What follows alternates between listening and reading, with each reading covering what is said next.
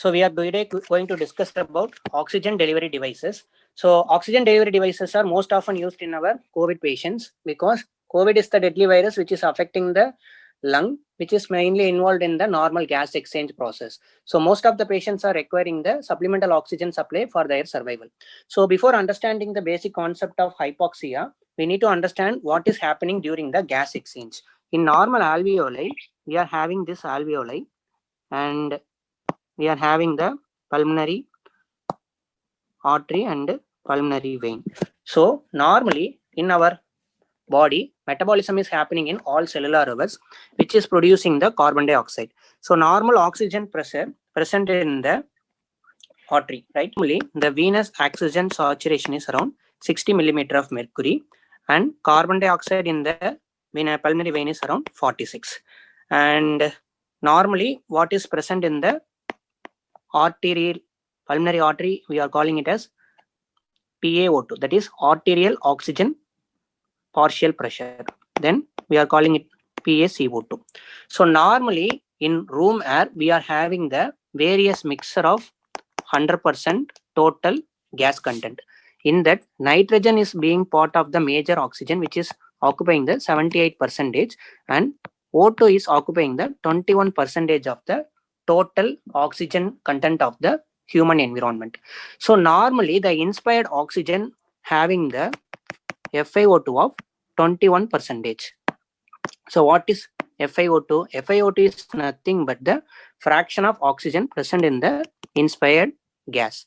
So normally the inspired gas having the FiO2 of 21% and the carbon dioxide value of 0.03%. So we are converting this into the partial pressure. So partial pressure based on the formula, like total partial pressure of the gas is 760. So into 21%, it comes around 160 millimeter of mercury. So normally the inspired oxygen will be having the oxygen pressure of 160, and almost the carbon dioxide saturation is negligible. So we can consider this as 0. So this oxygen is carrying from the environment into the lung alveoli based on the inspiratory effort by our lung. During the passages, some oxygens are being wasted because of the dead space ventilation in the conducting airway and non-ventilating airways.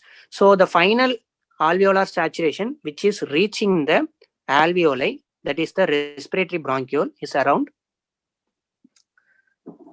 100 millimeter of mercury. This alveoli oxygen has to diffuse through the alveolar capillary membrane into the capillary vein, and it reaching the pulmonary artery with the saturation of 100. So almost 60 is taken off, and the PvCO2, which is 46, and the carbon dioxide is being diffused to the alveoli, and almost 6% of carbon dioxide is being taken out. So the arterial carbon dioxide partial pressure is about 40. So this is the normal gas exchange happening in our alveoli. So this is the basic for oxygen to be delivered to the pulmonary artery. From the pulmonary artery, it has to be carried out to the various tissue level. So this is determining the dissolved oxygen content in the blood. So this is, we can calculate using the formula, which is the dissolved oxygen. So the total, this is about total oxygen. So the total oxygen content of the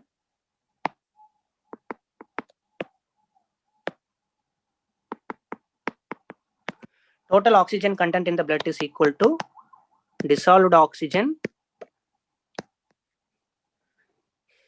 plus hemoglobin bound oxygen. So normally oxygen is being carried in the two different manner. So the dissolved oxygen is around 0.303 into arterial oxygen partial pressure plus 1.34 into hemoglobin, almost 14 into SpO2. So this is the normal oxygen content in the 100 ml of blood. So this is, we can substitute this with 0.03 into 100 This 1.34 into 14 into being considered the normal saturation of 98%, it is coming around 3 ml, 0.3 ml plus 18.4 ml. So normal oxygen content is around 18.7 ml per 100 ml of blood. So this much oxygen has to reach the tissue level for the adequate oxygenation. So if anything is happening at this level, we are having the problem with the tissue oxygenation. So the problem can be at the level of FiO2, or it can be at the level of alveolar gas exchange, or it can be at the level of arterial oxygen arterial oxygen concentration, or it can be at the level of PaO2 or hemoglobin. So if any problem is happening to these levels, we can get the patient to have hypoxia. So what is hypoxia? Actually, we are having the two different terminologies. One is hypoxemia and another one is hypoxia. So both are being interchangeably being used nowadays, but both are the different phenomena. Hypoxemia is nothing but there is a decreased level of partial oxygen pressure. So that is alone we are calling it as hypoxemia. So when the PaO2 level of less than 60 millimeter of mercury, we are calling it as hypoxemia at the room saturation of FiO2 21%. When the PaO2 is less than 60 millimeter of mercury, the normal hemoglobin bound oxygen will be less than 90%. So we are calling it as SaO2, that is saturated oxygen in the arterial blood, which will be less than 90. So normally we are using the pulse oximeter for measuring the oxygen saturation, which is called as SpO2. So SpO2 is nothing but our hemoglobin bound oxygen, which is normal hemoglobin divided by hemoglobin oxygen plus altered hemoglobins. So like methemoglobinemia or sulfoxymethemoglobin and reduced hemoglobin, there will be no bounding of oxygen. So SaO2 will be different from the SpO2. So when the hemoglobin is adequately present and the oxygen partial pressure is adequately present, the normal body will maintain the SpO2 of around 90%. When the PaO2 is less than 60, we will automatically land up in having the low arterial oxygen saturation of less than 90. This is known as hypoxemia. And what is hypoxia? Hypoxia is nothing but we are usually encountered during the type 1 respiratory failure, which is otherwise known as hypoxemic respiratory failure, in which we are having the PaO2 of less than 55, even at the FiO2 of more than 60%. Like that, we are giving the supplemental oxygen therapy through the supplemental airway, even though the patient is not able to maintain the adequate oxygenation because of the issue is happening at the level of respiratory system. So we are having the type 1 respiratory failure definition as hypoxemic respiratory failure, which in turn leads to the hypoxia, which is happening at the level of tissues. So it can be due to inadequate oxygen utilization or inadequate oxygen delivery. When the oxygen utilization is problem with conditions like carboxyhemoglobin, the carbon monoxide poisoning or shock, we will land up in the patient to have hypoxia, or even severe hypotension, shock or anemia can have hypoxia. Like that, because of the ventilatory failure in type 1 respiratory failure also, we can have the patient to have hypoxia. So the problem can be at the level of anything. So the basic mechanism behind the hypoxemia.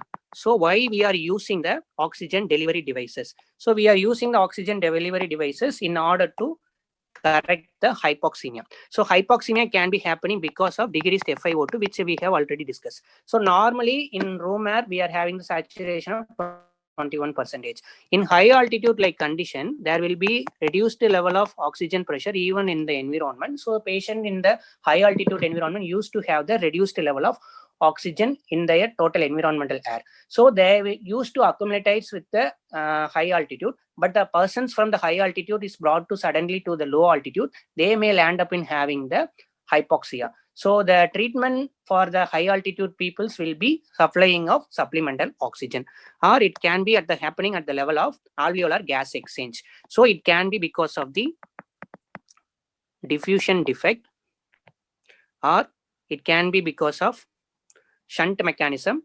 We will see one in each one in simple manner. What is diffusion? Normally, the diffusion has to happen at the level of alveoli. So the air has to diffuse from the alveoli into the pulmonary artery so that the oxygen can be carried out to the tissue level. When the problem is at the level of alveoli or at the level of intercapillary membrane or the interstitial space, we can have the problem to have diffusion defect. So what are the conditions which can lead to the causes of hypoxemia? That is the diffusion defect. So it can be because of thick in the pulmonary membrane, like pulmonary fibrosis or interstitial lung disease. There will be diffusion defect. The third mechanism is VQ mismatch. What is VQ? Normally, lung is involving in the ventilation. So this is the ventilation perfusion miss ratio. So normally we are having the ventilation of 4 liter per minute and the cardiac output, which is explaining the perfusion of 5 liter per minute. So the normal respiratory ventilation perfusion is around 0.8. So in lung, we are having the lung with the apex and base. Normally, due to the gravity force, there will be excessive perfusion in the base and excessive ventilation at the apex. So normally the ventilation perfusion ratio is more than 1 in case of the apex and the less than 1 in case of the base, but the total lung ventilation perfusion will be around 0.8. When there is a issue with ventilation or when there is a issue with perfusion, this patient may develop hypoxia. So what are the issues with ventilation? There may be something present in the alveoli which is having the impact on the normal oxygen diffusion. So it can be pulmonary edema or pneumonia. That is, we can have the pneumonia, ARDS, or it can be because of the pneumothorax,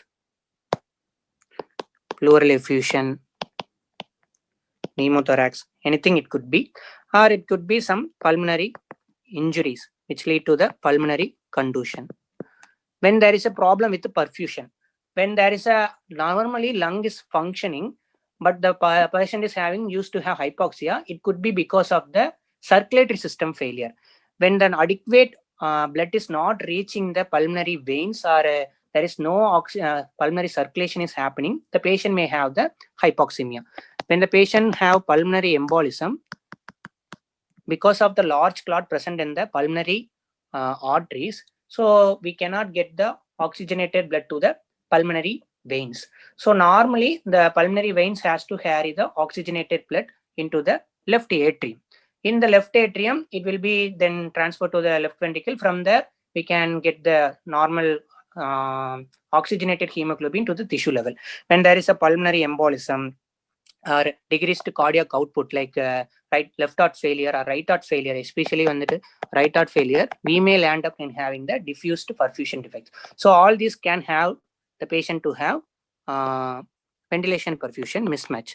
And the fourth mechanism is being the shunt pathway. What is shunt? Normally, the pulmonary deoxygenated blood has to get oxygenated at the level of lung and it has to reach the left ventricle for proper delivery of oxygen to the tissue. When the deoxygenated blood is bypassing the lung, it will directly mixing with the oxygenated blood. So the total deoxygenated blood oxygen will be high in the blood. So we will be having the hypoxia. So this can be anatomical or it can be physiological. Normally we are having the shunt mechanism physically, like physiologically, because of the non-conducting airway or non-ventilating airway. So we are having the airways where we are having only ventilation, but there is no perfusion, or there is a perfusion but no ventilation. It is called as non-ventilating airway, like a anatomical dead space, like larynx, trachea, and bronchus. There will be no oxygen, normal gas exchange. So anatomical pathway, we are having the anatomical dead space. But in case we are having the left to right cardiac shunt. So the oxygenated blood is again being mixed up with the deoxygenated blood. So any congenital cyanotic heart disease patient used to have the tissue hypoxia for a long time. So patient will be having cyanosis because of that. Or development of new AV shunt, that is the arterial venous shunt. So normally pulmonary artery is having the deoxygenated blood and the pulmonary vein is having the oxygenated blood. When there is a abnormal connection between the pulmonary artery and pulmonary vein, we will be having the excessive amount of deoxygenated blood in the pulmonary vein. So anything affecting the lung like pulmonary edema, pneumonia, ARDS, atelectasis, diffuse alveolar hemorrhage, all these conditions will be having the development of new airways or development of recruitment of new airways and development of new capillaries and venous system. So there will be anomalous AV malformation which will land up in having patient to have shunt mechanism. So all these basic mechanism explain why the patient is having the hypoxia. So based on this, we can use the treatment as oxygen supplemental devices to correct the hypoxemia as well as the hypoxia. What are the indication for oxygen supplemental devices? When the normally to correct the hypoxia, we will be treatment of hypoxemia or hypoxia, we need to give the supplemental oxygen. In case when there is a increased work of breathing, like the patient is able to, this has to be considered in all the treatment of the patient's level. Like usually in the COVID patients during the admission, patients may maintain the SpO2 of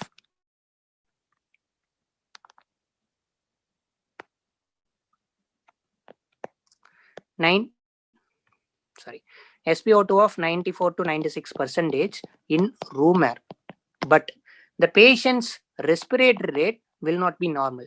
They will be hyperventilating.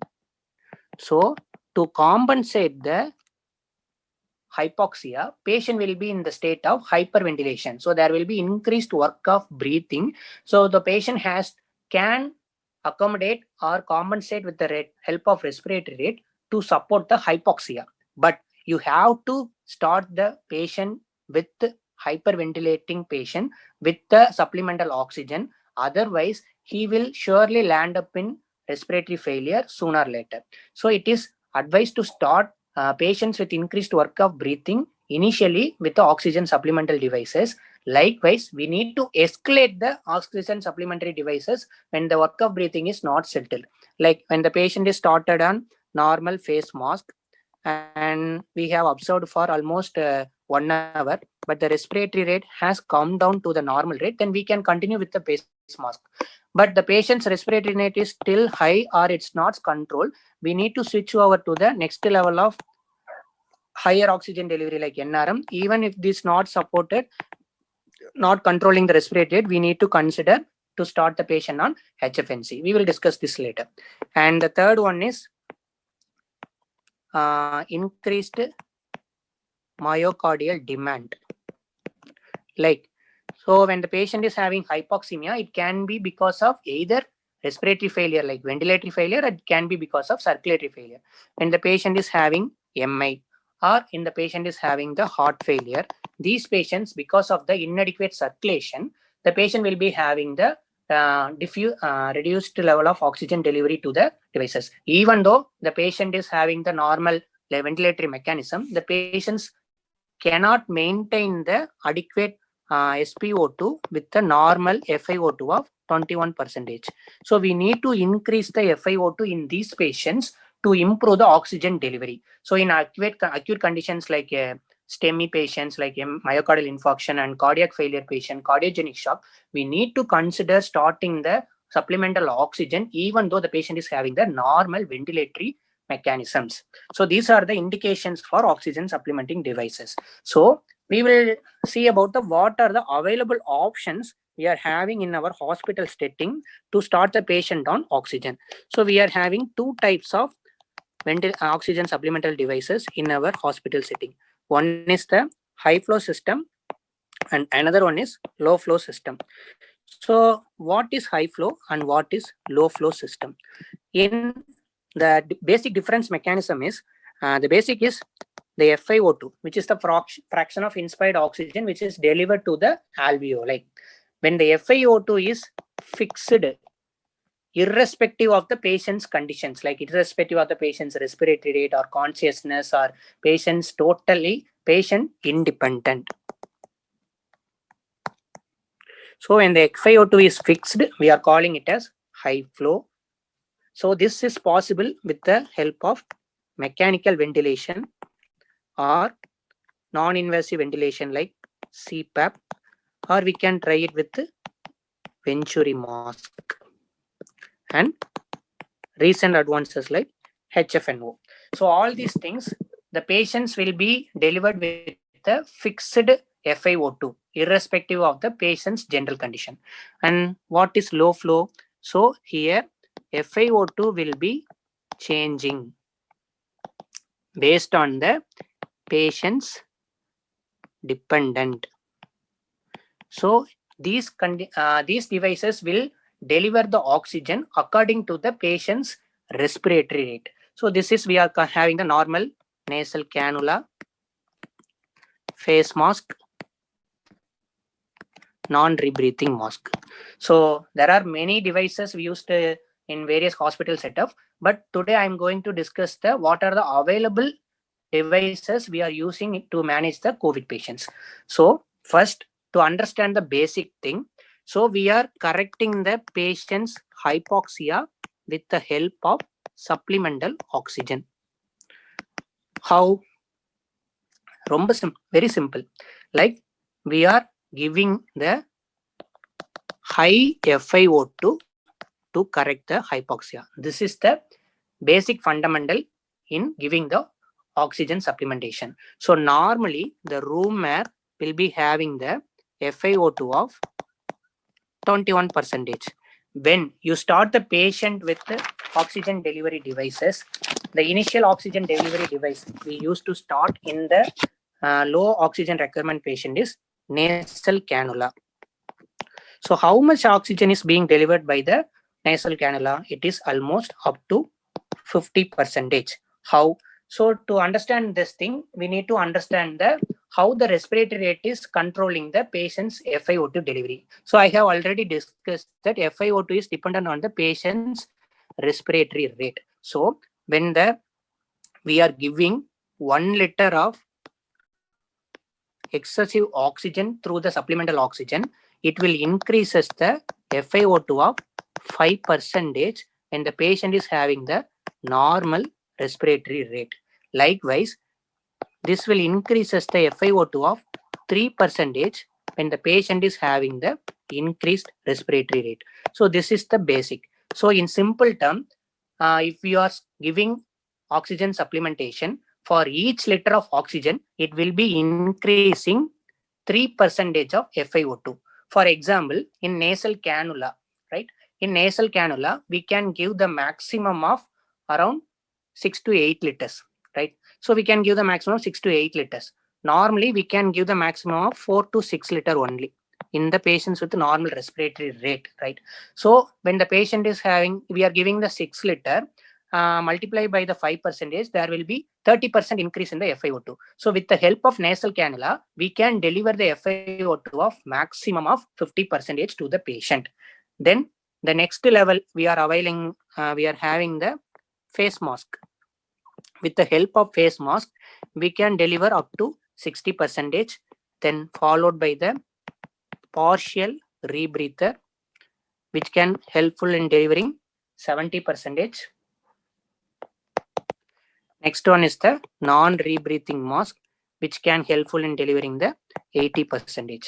Beyond that, we are having the FiO2 independent, FiO2 fixed FiO2 delivery devices like high flow devices, where we can deliver the maximum FiO2 up to 90 to 100%. So with the help of HFNO and with the help of CPAP and mechanical ventilation, we can deliver up to 90 to 100% of FiO2 to the patients. So we are going to start the patient on supplemental oxygen therapy. So when the patient came to you to the OP department, you are assessing the patient's SpO2 with the help of pulse oximetry.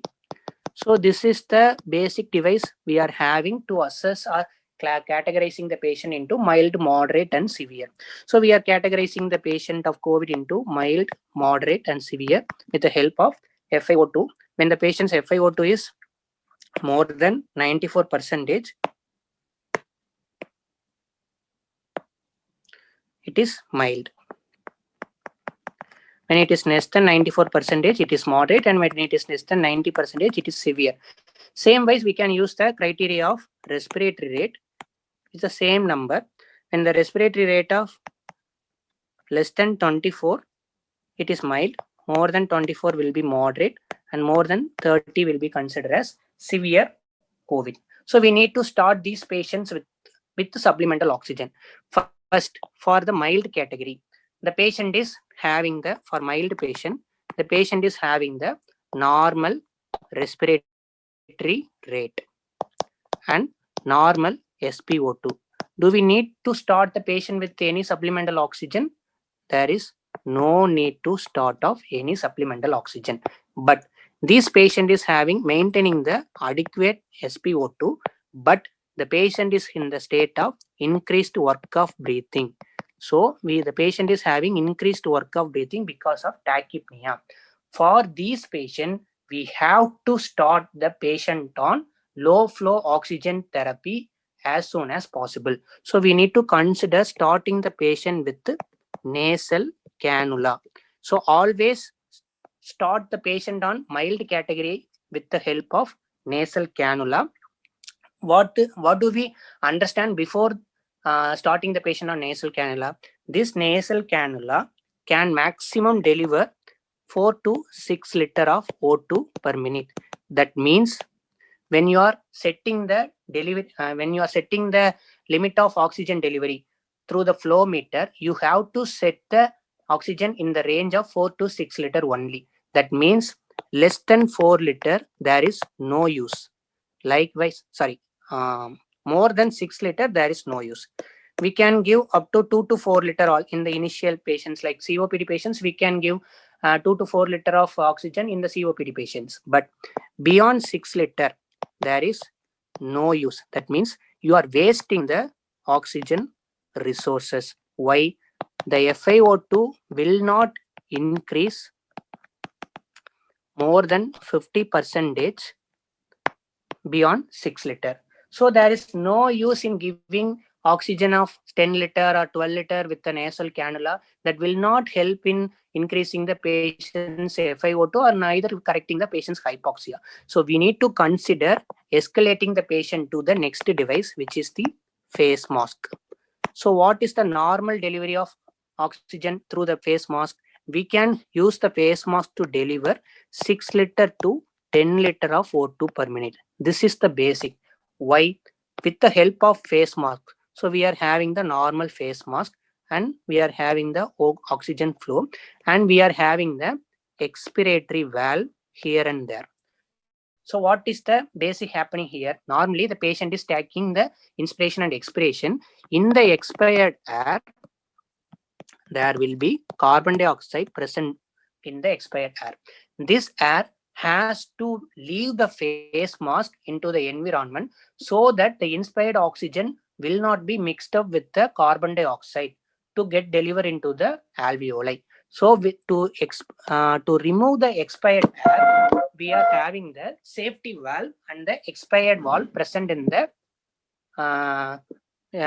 the face mask, which is actually the one-way valve. So it will allow only the expiration through the valve, but not the inspiration. But you have to remove one safety valve always. Why? Sometimes if the O2 delivery devices failed, like when there is no oxygen supply to the flow meter, or anything happened to the flow meter, like flow meter damage, or some for unknown reason, any blockage in the oxygen delivery devices, for some unknown reason or unnoticed reason, the patient may not get delivered with the normal oxygen. In that scenario, patient has to take the room air oxygen through the face mask. But the patient's face mask is having the normal expiratory valve, which is the one-way valve. So patient cannot take any breathing through the face mask. Either patient has to remove the face mask, or we need to keep the one valve open. Opening of one valve will be the considered as safety mechanism in patients to have face masks. So whenever you are starting the patient on face mask, always consider removing one safety valve to ensure the adequate delivery of oxygen when there is an unavoidable happening of reduced oxygen supply or a oxygen delivery. Otherwise, and the next one is, I have already told that the expired air will be having the carbon dioxide. So the expired air will be having the carbon dioxide of 4% in the expired air. So it will mix up with the oxygen present in the delivering FiO2 air. So it will reduces the FiO2 of oxygen to the alveoli. So to match the expired air carbon dioxide, we need to give at least 6 liter of O2 through the face mask.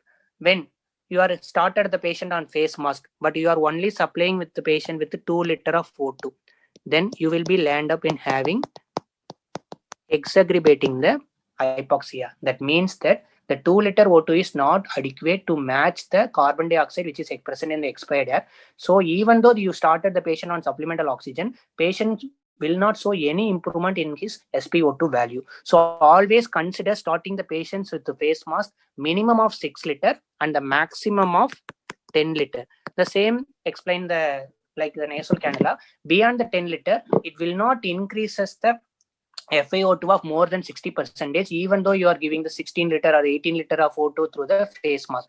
So you always consider, if the patient is started on face mask, always make sure that one expiratory valve is being removed and you are giving minimum oxygen of 6 liter and the maximum oxygen of 10 liter. Okay, the patient is given the maximum oxygen of 10 liter, but still the work of breathing is not reduced. So the patient is having the still high work of breathing, then you need to consider to escalate the patient on NRM or partial rebreathing mask. So this is a basic criteria we are using for the mild category. Even for the moderate category patients, moderate COVID, patient is already having the SpO2 of less than 94%. For these patients, you can straight away start the patient on NRM or simple face mask. Initially, we can consider starting the patient on face mask, but most of the patient will be converted into land up in having the requirement of NRM. So you can straight away start the patient on NRM, which is the non-rebreathing mask. So this non-rebreathing mask, we have already explained that it is delivering the FiO2 of 80 to 90%. So this is giving the FiO2 of 80 to 90%.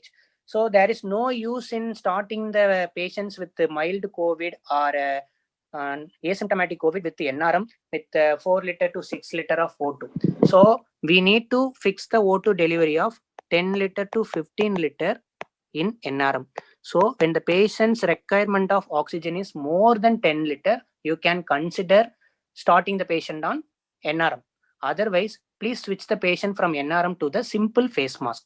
Likewise, if the patient is having high respiratory rate, but patient is maintaining the oxygen saturation with 10 liter of face mask, then you can consider starting NRM with 10 liter of O2. Why? It will deliver the high FiO2 so that patient's oxygen demand will be reduced by decreasing the work of breathing. So we need to understand the basic, and we need to switch between nasal cannula, face mask and NRM in the mild to moderate COVID patients. In FiO2, maximum it can deliver up to 15 liter, that is maximum FiO2 of 80 to 90%.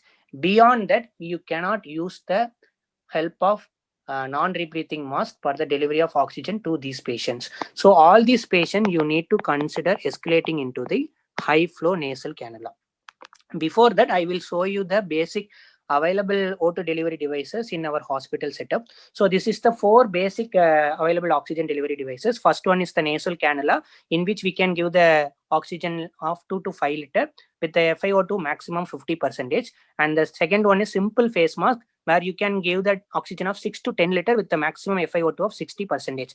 And the next one is the NRM. In that you can give the oxygen of up to 15 liter from 10 liter and the maximum FiO2 of 80%.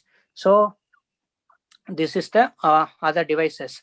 In that we are having the difference between the non-rebreathing mask and the partial rebreathing masks. So what is the difference between the partial and non-rebreather? The first one is the partial breather and the second one is the non-rebreather. So what is the difference? In both of the partial and non-rebreather, we will be having the reservoir bag.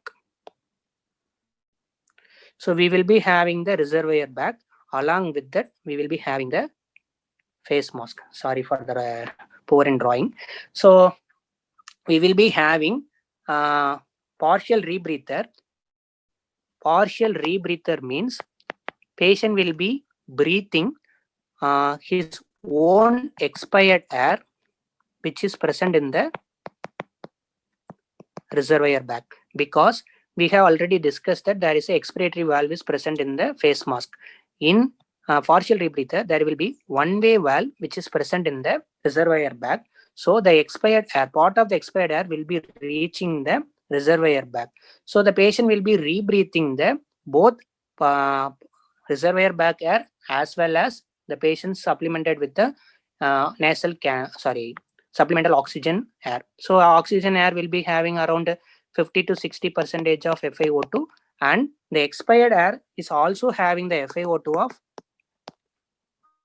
almost 16%. So we can use that air as the reservoir for supplementing the patients with the oxygen. But we are not using this partial rebreather in our setup. We are using the NRM, that is the non-rebreather mask. In NRM, same way, there will be 2 expiratory valve, and we are having the 2-way valve like here. So we are giving the FiO2 through the oxygen delivery. This FiO2 will fill the reservoir bag, will be 100% oxygen. So this 100% oxygen will be utilized by the patient to improve the FiO2. So non-rebreathing mask will be helpful in delivering of high FiO2 as well as reducing the work of breathing for all of these patients. Okay. So we are receiving the patients with severe COVID. So in severe COVID, patient will be having the SpO2 of less than 90%. For severe COVID, you can straight away start considering the patient with NRM. When the patient is having started on NRM, maximum you can observe for 10 to 15 minutes. When the patient is able to maintain with the NRM, you can continue NRM. But after 10 to 15 minutes, the patient is having still having increased work of breathing, like he's having the respiratory rate of more than 30 to 40. Then you should start considering escalating the patient from NRM to the high flow nasal O2. What is high flow nasal O2? So we are switching the patients from the low flow nasal O2 system to the high flow O2 system. So we have already discussed that in high flow O2, we will be having the fixed delivery of FiO2. So we can fix the FiO2 delivery from 21% to maximum of 80 to 90% with the help of oxygen delivery device, HFNO. So we have all seen the HFNO available in our hospital support. So this is the normal HFNO available in the hospital setup. So we are having the nasal mask here, through which through this cannula, the patient has to deliver the oxygen, and we are having the humidifier in the center, where we'll be having the humidification of oxygen, and we will be having the will be having the flow meter at the top. We can notice that in flow meter, the minimum oxygen saturation will be 20. There will be minimum of 10 to 20 liter. O2 can be adjusted, but by adjusting the flow meter of 0 liter, that means you are giving nothing through the HFNO, you can notice the FiO2 of 21% in the monitor. That means you cannot reduce the FiO2 less than 21% in the high flow meter. Like even in mechanical ventilation, you cannot reduce the FiO2 below 21%. Likewise, in HFNO also, you cannot reduce the FiO2 below 21%. So we can increase the FiO2 of up to 80 to 90% by increasing the HFNO O2 delivery of 40 to 60 liter. So maximum we can deliver up to 60 liter per minute of oxygen in the FiO2. So whenever the patient is requiring more than 15 liter of O2 in NRM, always consider escalating the patient to high flow nasal O2 and start giving the patient with minimum of 20 liter and the maximum of 60 liter. How it is doing the wonder is, when the patient is given the supplemental oxygen, the patient has to be taken care of the management of work of breathing. Unless you have taken care of the work of breathing, the patient respiratory muscle will be going for fatigue. So this patient will be land up in having the type 2 respiratory failure sooner or later because of the hypoventilation. So any patients, if the patient is not handled the work of breathing, these patients will be surely land up in type 2 respiratory failure, then they will be requiring the mechanical ventilation within 6 to 12 hours. So always considering the correct usage of oxygen delivery devices in all type of COVID patients. And before starting the oxygen, I need to convey something about the pulse oximeter. So we are using the pulse oximeter to assess the SpO2 of patients. But this is different from the SaO2. I have already explained that the abnormal hemoglobin will not be carrying the oxygen. So the arterial oxygen content may be different, but the oxygen, the SpO2 assessed by the pulse oximeter will be different because it will be assessing only the normal hemoglobin bound oxygen which is carried by the normal hemoglobin. Before assessing the SpO2, we need to consider the following.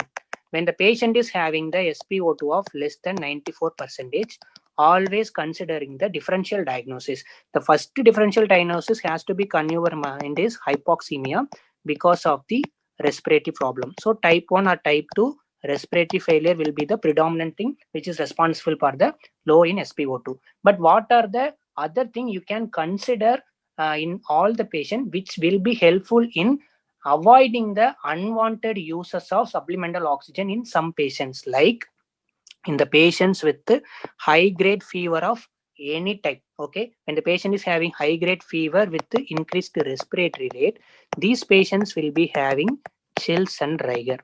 Okay, I happened to see this to my own mother, which she was admitted 1 week back with a complaint of sudden onset of high grade fever and tachypnea. I have monitored my mother's SpO2 with the help of my own pulse oximeter.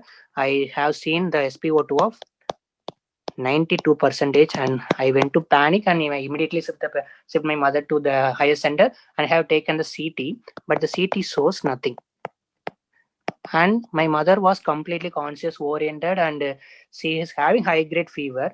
Then we initially started like mild COVID, and later on her CBC revealed that she is having the platelet of 1 lakh and below. Then I have considered the NS1, which was strongly positive.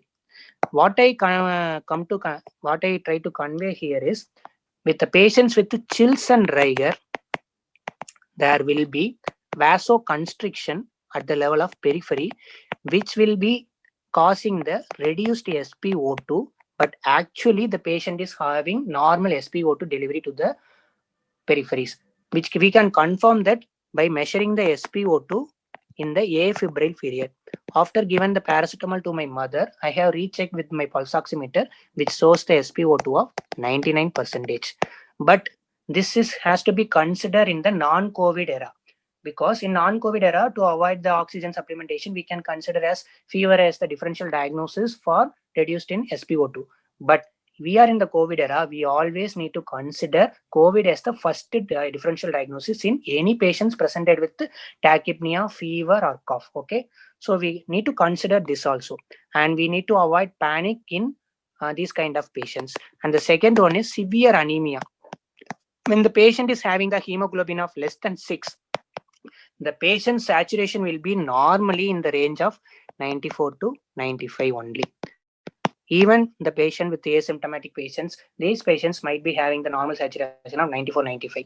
So you will be getting the calls from your neighbors or your friends like, I have measured my oxygen saturation with pulse oximeter, but it's showing 94 and 95, but I'm completely asymptomatic like that.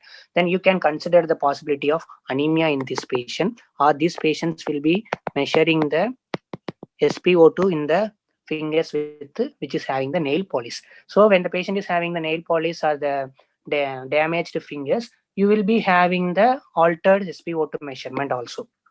And we can consider hypotension, that is shock, or whether it is a hypolimic or cardiogenic. You will be having again with the SpO2 of low.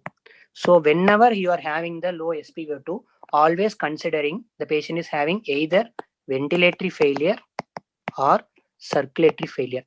So always have the habit of measuring blood pressure in all these patients, because we might be thinking that this is COVID and we have admitted the patient on COVID wards and we have started the patients on oxygen, but we will be missing the patients with shock or sepsis. So we need to consider measuring blood pressure in all these patients. For them, we need to consider the replacement of either crystalloids or IV ionodrops, which will be helpful in saving the patient rather than starting the patient on supplemental oxygen. Even these patients, when the patient is in shock, even if you started the patient on HFNO, these patients may be maintaining the saturation of 94% only, because this patient is having the circulatory failure. There is no point in giving excessive FiO2 to the circulatory failure patients without correcting the circulatory failure. So always have in the mind that whether the patient is having ventilatory failure or circulatory failure. These things has to be kept in mind. And next one is in HFNO. We have started the patient on HFNO, but whether the patient is needed on mechanical ventilation. That means whether the patient will tolerate the HFNO or he will be requiring mechanical ventilation. For that, we are using the most widely used index nowadays, which is called the ROX index. What is ROX index? ROX index is nothing but respiratory rate oxygenation index. So we need to consider calculating the ROX index for all patients to whom you have started the patient on HFNO at 0 hours, 6 hours, and 12 hours. This is because when the ROX index is calculated, how we are calculating the ROX index? This is nothing but this is the index of PF ratio divided by respiratory rate. Normally, the SpO2 divided by FiO2 will be more than 400. How? SpO2 of normal person is 98% and FiO2 of normal person is 21%. The ratio will be more than 400. When the patient is having the PF ratio of less than 300, we are calling the patient as having ARDS. In COVID, all of them having ARDS. So they will be having the SpO2 of PF ratio of less than 300. But in these patients, we are increasing the delivery of FiO2 in order to improve the PF ratio, as well as we are improving the patients with improving the SpO2. But this patient is having increased work of breathing, even though we are delivering the high level of FiO2. So this patient will be going for type 2 respiratory failure sooner or later. Like, we need to make sure the patient is corrected for work of breathing. So we are calculating the work of breathing with the help of respiratory rate. So we are substituting all of this in the simple formula. So PF ratio divided by respiratory rate. So for that, we are having the reference ranges. When the 0 hour PF ratio is less than, when it is more than 2.85, and when it is more than 3.47, and when it is more than 3.85, we can consider that this patient is tolerating HFNO, and we can postpone the mechanical ventilation in all these patients. No need to remember the values. There are online calculator available all over the in Chrome app. We can use the online calculator and we can refer from get the reference from the online calculator. So what I'm stressing is, when you start the HF patient on HFNO, please always consider ROX index and always consider switching the patient from HFNO to the either CPAP or mechanical ventilation when the patient's work of breathing is not controlled with the help of HFNO. Otherwise, if the patients might be maintaining the SpO2 of more than 94% with the compensatory respiratory rate of more than 40. So always treat the work of breathing rather than treating the hypoxia in all of your COVID patients. So this has to be convey. This has to be the take-home message for all of you. So always considering the titrating the patients and always consider giving correct oxygen through the correct devices like nasal cannula 4 to 6 liter, face mask 6 to 10 liter, NRM 10 to 15 liter, HFNO 15 to 60 liter, and always considering escalating and de-escalating the patients with oxygen delivery devices to avoid the unusual wastage of oxygen. And before concluding the session, I would to convey the basic thing, like when the patient is having the less SpO2, even the patient is started on HFNO or NRM oxygen supplemental devices, what are the things has to be checked? First, you have to check the oxygen connection. Like most of the patients will be having hypoxia because of the oxygen flow is not connected to the oxygen outlet. So make sure that oxygen outlet is connected completely and it is being blocked. Sometimes it looks like being connected, but most of the time the staff nurse don't know how to completely lock it, or even our PGs and CRRs doesn't know about the basic things.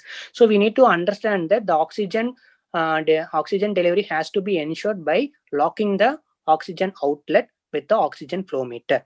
Next one, we need to ensure the flow meter with adequate humidification, because when you are delivering the patients with dry air, you will be land up in having the dry mucosa, crusting of nasal pathways, and these patients will be having epistaxis because of removing of these crusting. So always ensure that you are giving the patients with the humidified oxygen. For maintaining the humidification, you always check the flow meter to have the water in the flow meter with there will be minimum and maximum level present in even in the normal flow meter or HFNO flow meter. There will be minimum and maximum level of water levels will be present. So always ensure that you are delivering the patients making the complete humidification of the oxygen. Third one, sometimes I have noticed that some patient is not maintaining with HFNO or nasal cannula, but these patients are maintaining better with NRM. What is the basics? Like these patients will be having deviated nasal septum or nasal obstruction for some unknown reason, in which we deliver the oxygen only through the nasal airway. We cannot ensure the adequate delivery of oxygen to these patients. So we can always consider NRM as the alternative solution to HFNO when the patient is not maintaining with the adequate HFNO, because in NRM the oxygen is delivered to mouth as well as nose. So we are delivering also to the mouth. Through that, we are ensuring the delivery of oxygen to the lung. So always consider the nasal obstruction or deviated nasal septum as the differential diagnosis, because of which the patient is not adequately maintaining the oxygenation even in the HFNO or nasal cannula. These are the take-home message I would like to convey, so that I can wind up the session of oxygen delivery devices here. So we will consider starting how to start the patient on mechanical ventilation and basic of mechanical ventilation in our next session.